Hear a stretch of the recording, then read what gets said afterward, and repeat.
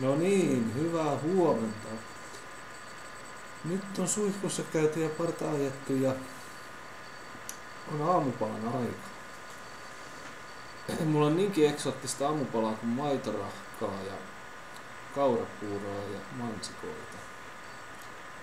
Ja suoritan tosiaan makutestin.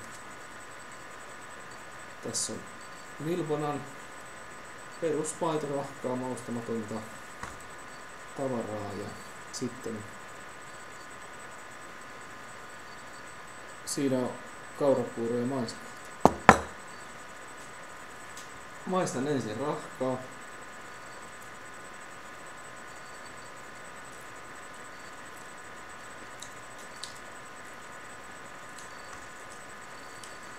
On kyllä aika pahan makusta, ei tätä kyllä.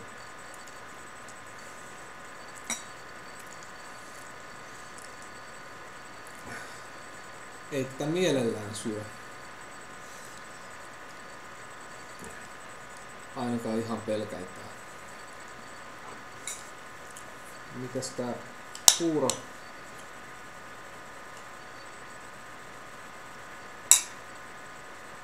No. Mansikat on vähän jäisiä, mutta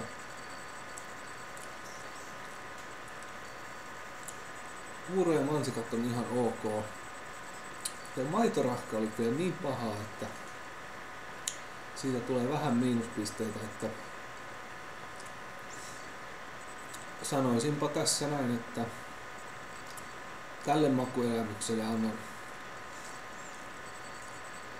3,5.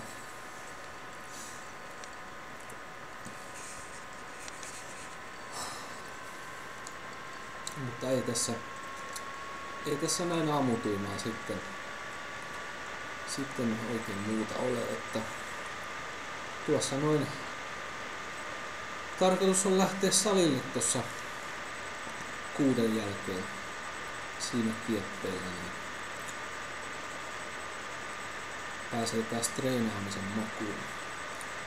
Ei mitään, lopetan täältä tällä erää. Hyvät huomenet toivotan kaikille.